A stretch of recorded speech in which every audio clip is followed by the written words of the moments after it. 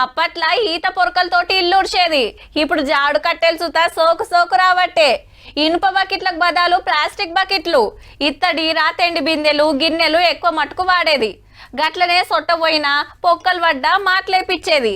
ఇక బియ్యం జరుగుతానికి చాటలు జల్లెడ, కూరగాయలు పెట్టుకుంటానికి వెదురు బుట్టలు.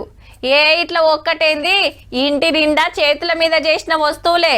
కానీ ఇప్పుడు మిషన్ల కాలంలో గవన్నీ మూలకు పడ్డాయి. అబ్బా గసొంటి చూపిస్తానికే గీ వార్త తెచ్చినాం.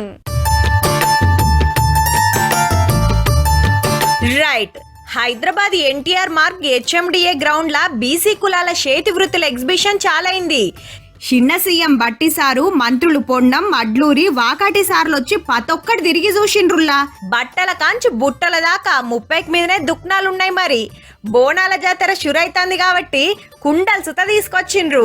హగో మట్టితోటి ముంత వేస్తాండు బట్టి సారు.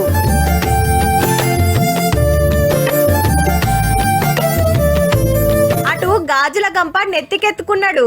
గౌడన్నల దుక్నం కాడికి రాంగనే కమ్మటి నీర తాగిండ్రంతా. వారెవ్వా శ్రీహరి సారు చూడుర్రి మంచిగా చేపలు గోలిస్తాండు. పిలేట్లేసుకొని నపరోటి రుసి చూసిండ్రు. ఆనపకాయ బుర్రల మీద కత్తర్న కాటులేసిండ్రు. కరెంటు బుగ్గ పెడితే ఏమన్నుందా? దుక్నాలన్నీ తిరుక్కుంటా పతొక్కటి చూసుకుంటా ముచ్చట పెట్టిండ్రు మంత్రులు. ఇది తీగలతో అల్లిన కందిలి దీపం. మట్టి అటికెలు, బుట్టలు, తాటాకు దండలు, వెదురు బొంగుల సోఫాలు, బుడ్డ బుల్లెట్ల బండ్లు, స్కూటర్లు, పడవలు, ఎడ్ల బండ్లు, చెక్క బొమ్మలు అన్ని సుత బీసీల చేతుల మీద తయారైనయే.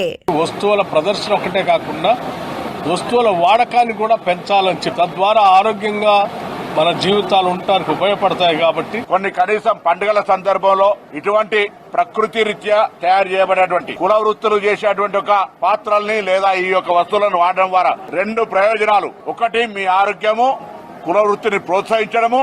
ఈ ఎగ్జిబిషన్ ఐతారం దానిక నడుస్తుంది.